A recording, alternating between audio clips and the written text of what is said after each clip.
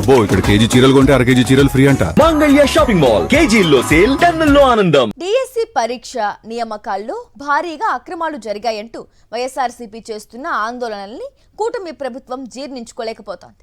DSC పోస్టులను అమ్ముకున్నారంటూ వైఎస్ఆర్సీపీ నేతలు తీవ్ర ఆరోపణలు చేస్తూ విద్యాశాఖ మంత్రి నారా లోకేష్ రాజీనామా చేయాలని డిమాండ్ చేస్తున్నారు. అయితే ఈ ఆందోళనలకు పోలీసులు అనుమతి నిరాకరించడం, దీక్షా శిబిరాలను తొలగించేందుకు ప్రయత్నించడంతో రాష్ట్రంలోని పలు ప్రాంతాల్లో ఉద్రిక్త పరిస్థితులు నెలకొన్నాయి. ప్రభుత్వ దమనకాండకు భయపడేది లేదని, న్యాయ పోరాటం చేస్తామని వైఎస్ఆర్సీపీ నేతలు, డిఎస్సి అభ్యర్థులు స్పష్టం చేస్తున్నారు. డిఎస్సి నియామకాల్లో అక్రమాలు జరిగాయని, సిబిఐతో దర్యాప్తు చేయించాలని వైఎస్ఆర్సీపీ నేతలు చేస్తున్న ఆందోళనలతో ఏపీలో రాజకీయ ఉద్రిక్తత కొనసాగుతోంది. తమ దీక్షలకు పోలీసులు అనుమతి ఇవ్వటం లేదంటూ వైఎస్ఆర్సీపీ నేతలు ఆగ్రహం వ్యక్తం చేస్తున్నారు. పల్నాడు జిల్లా చిలకలూరిపేటలో దీక్షకు అనుమతి లేదంటూ పోలీసులు వైఎస్ఆర్సీపీ నేతలను అక్కడి నుంచి తరలించే ప్రయత్నం చేశారు. ఈ క్రమంలో పోలీసులకు మాజీ మంత్రి విడుదల రజనీకి మధ్య వాగ్వాదం జరిగింది. తోపులాట చోటు చేసుకోవడంతో విడుదల రజనీ కింద పడిపోయారు. మహిళ అని కూడా చూడకుండా ఆమెను పోలీసులు నెట్టివేశారని, ఇదేనా ప్రజాస్వామ్యమని వైఎస్ఆర్సీపీ నేతలు ప్రశ్నిస్తున్నారు. ఈ రోజు విద్యార్థుల కోసం చేస్తున్నాము, ఏ రాజకీయం కూడా దీంట్లో చూడట్లేదని చెప్పినా కూడా అప్పటికి మేము శాంతియుతంగా ఈ రిలే నిరాహార దీక్షలు చేస్తూ ఉంటే స్టేజ్ పై నుంచి ఏ విధంగా బలవంతంగా మరి పోలీసులు ఏ విధమైనటువంటి దౌర్జన్యాలు చేశారో మీరందరూ కూడా చూశారు.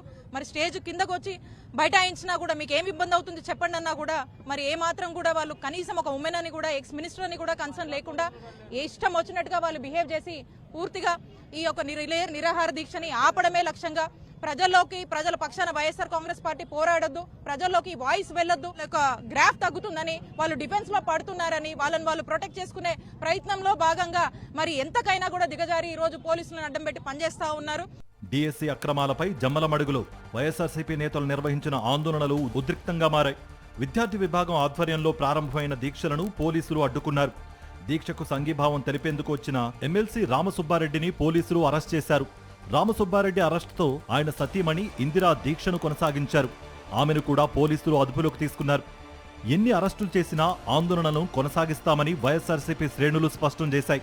జమ్మలమడుగులో శాంతియుతంగా చేపట్టిన దీక్షలను ప్రభుత్వం అడ్డుకుంటోందని ఆరోపిస్తూ వైఎస్ఆర్సీపీ రాష్ట్ర అధికార ప్రతినిధి రాచమల్లు శివప్రసాద్ రెడ్డి దీక్షా శిబిరానికి చేరుకున్నారు. పోలీసుల చర్యలకు నిరసనగా దీక్షను కొనసాగించారు. డిఎస్సి అక్రమాలపై విచారణ కోరితే ప్రభుత్వానికి భయమెందుకని మాజీ మంత్రి శైలజానాథ్ ప్రశ్నించారు. డిఎస్సి అక్రమాలపై బాధితులు, ప్రతిపక్షం అడుగుతున్న ప్రశ్నలకు ప్రభుత్వం చెబుతున్న సమాధానాలకు పొంతన లేదని ఆరోపించారు. అధికారులు సైతం అభ్యర్థులను తప్పుదారి పట్టించేలా మాట్లాడుతున్నారని విమర్శించారు. మీకు అర్థమవుతుంది కదా, ఏందో జరిగిందని, తప్పు మీ దగ్గర లేక ఇంకొక చోటో జరిగిపోయిందనే కదా అక్కడ. ఎందుకంటే పేర్లు ఉద్యోగాలు ఇవి. అడిగితే మాత్రం మీరు మేమంతా చాలా గొప్పలం, పారదర్శకంగా ఉన్నాం, అసలు బాధ్యత ఎవరి పక్షానో జనానికి తెలుసు, వాళ్ళకి అర్థమవుతుంది. అన్ని అర్హతలు ఉన్న తర్వాత స్పోర్ట్స్ కోటా పొందడానికి వీళ్ళ మధ్యలో పరీక్ష జరగాలి. ఆ పరీక్షలో వచ్చిన మెరిట్ ప్రకారం ఉద్యోగాలు ఇవ్వాలి. అన్యాయం జరిగిన వాళ్ళని కూడా సర్దిద్దు ఉద్యోగాలు ఇవ్వనిదే మా యొక్క డిమాండ్. ఇక్కడ స్పోర్ట్స్ కోటాలో ఉద్యోగాలు పొందిన వారి రాజకీయ నేపథ్యం పైన విచారణ జరపాలని వైఎస్ఆర్సీపీ నేతలు డిమాండ్ చేస్తున్నారు. ఒక్కో ఉద్యోగాన్ని 15 లక్షల రూపాయలకు విక్రయించారంటూ ఆరోపిస్తున్నారు. ఈ ఆరోపణలపై విచారణ కోరితే తమపై కేసులు పెడుతున్నారని, ఇది ప్రభుత్వ అరాచకానికి నిదర్శనమని మండిపడుతున్నారు.